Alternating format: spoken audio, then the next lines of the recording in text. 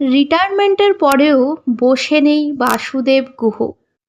বাড়ি থেকে কয়েক কিলোমিটার দূরে একটি গ্রামে নিজে সাইকেল চালিয়ে বিনে পয়সায় পড়ান বাসুদেব বাবু। রিটায়ারমেন্টের পর 12 বছর হলো তিনি পড়াচ্ছেন। আজ বয়স গিয়ে দাঁড়িয়েছে 74-এর ঘরে। অসুস্থতা, ঝড় বৃষ্টি উপেক্ষা করেও পড়াতে যান বাসুদেব বাবু। তবে আজ বেশ মাসখানেক হলো বুকে ব্যথার যন্ত্রণা বেড়েছে, তবু পড়াতে সে যাবেই। প্রতিদিনের মতো তৈরি হতে গিয়েও আজ আর পারছে না যেন। বুকে হাত দিয়েই বসে রইল কিছুক্ষণ। স্ত্রী দেবারতী গুহ একটু রেগে গিয়েই খিটখিটে ভাবেই বললেন, বলি একটা দিন পড়াতে না গেলে কি মহাভারত অশুদ্ধ হয়ে যায়? জীবনে পড়ানো ছাড়া আর করেছোটা কি? তোমার হাতে তৈরি ছাত্রছাত্রীরা তো এখন দেশে বিদেশে দাঁড়িয়ে কেউ ডাক্তার, কেউ ইঞ্জিনিয়ার, আবার কেউ বড় অফিসার।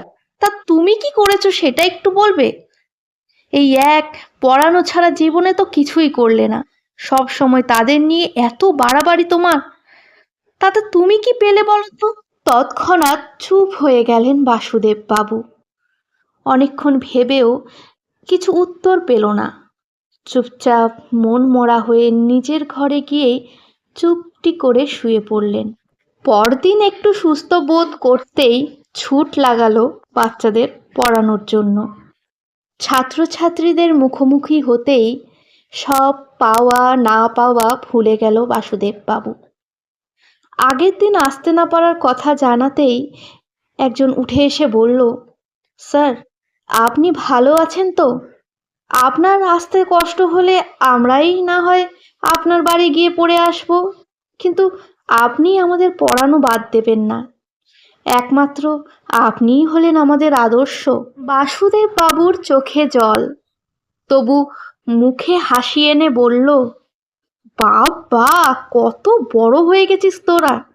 একদিন পড়াতে আসিনি বলে এত কথা। সামনেই পরীক্ষা, দেখবো কে কত নাম্বার পাস তোরা, তারপরেই বিচার হবে, বলে হা হা করে হাসতে লাগলো। এরপর বেশ কয়েকদিন হলো তিনি আর পড়াতে যান না। বাচ্চাদের পরীক্ষাও সামনে, তারাও চাইলেও আর স্যারের সাথে দেখা করতে পারছে না। তবুও তারা ঠিক করলো পরীক্ষা শেষ যেদিন হবে তৎক্ষণাৎ গিয়ে স্যারের সাথে তারা দেখা করবে। 8 দিনের মাথায় যখন পরীক্ষা শেষ হলো, পরদিন সকলেই ক্লাসরুমে স্যারের অপেক্ষায়, কিন্তু স্যার এলেন না। বাধ্য হয়ে তারাই হইহুল্লোড় করতে করতে স্যারের কাছে গেলেন। স্যারকে দেখে কারো বুঝতে অসুবিধে হলো না স্যারের শরীরটা ভালো নেই। তারা মন মোড়া হয়ে স্যারের সামনে দাঁড়িয়ে। এবার বাসুদেব বাবু নিজেই বললেন, কিরে কি হয়েছে? পরীক্ষা ভালো হয়নি? উত্তরে ছেলেরা জানায়, স্যার আমাদের সকলের পরীক্ষা খুব ভালো হয়েছে, আপনি আসেননি তাই দেখা করতে এলাম। এর উত্তরে বাসুদেববাবু হাসতে হাসতে উত্তর দিলেন, একটু শরীরটা খারাপ তাই আসতে পারিনি, খুব শিগগিরই আবার তোদের পড়াতে যাব। ছাত্রছাত্রীরা বেরিয়ে যাচ্ছিলেন, তারপর কি মনে হতে আবার ফিরে গিয়ে স্যারকে বললেন, 2 দিন বাদে শিক্ষক দিবস, আপনি কিন্তু আসবেন, আর ম্যামকেও সঙ্গে আনবেন স্যার। বাসুদেব বাবুর অজান্তেই তার প্রাক্তন ছাত্রছাত্রীদের আমন্ত্রণ জানানো হয় শিক্ষক দিবস উপলক্ষে। যে কক্ষে বাসুদেব বাবু পড়ান সেখানেই বোর্ডের মধ্যে আঁকা তার ছবি এবং নিচে লেখা আমাদের আদর্শ। অনেক অপেক্ষার পর স্যারকে হুইল চেয়ারে আসতে দেখে ছাত্রছাত্রীদের চোখে জল। তারা কিছু বলছে না দেখে বাসুদেব বাবু বললেন, কিরে চুপ হয়ে আছিস কেন তোরা? ছাত্রছাত্রীরা কোনো উত্তর না দিয়েই প্রণাম করে স্যারকে ঘরে নিয়ে যায়। স্যারের পাশেই বসেন তার স্ত্রী দেবারতী গুহ। বোর্ডে আঁকা ছবি ও লেখা দেখা মাত্রই বাসুদেব বাবুর চোখের জল জমতে শুরু করেছে।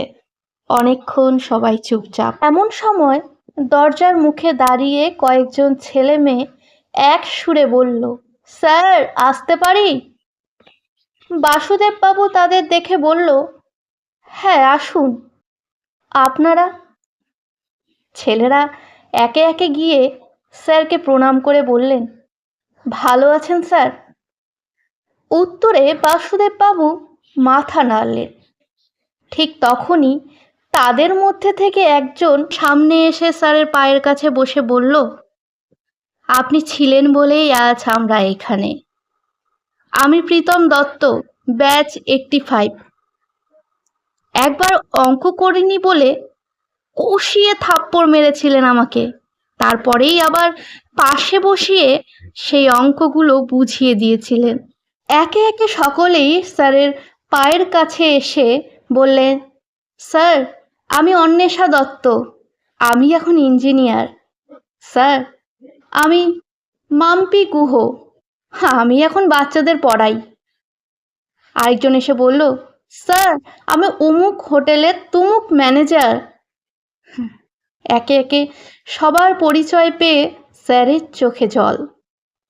অনেকক্ষণ হলো বাসুদেববাবু চুপ, চোখে জল।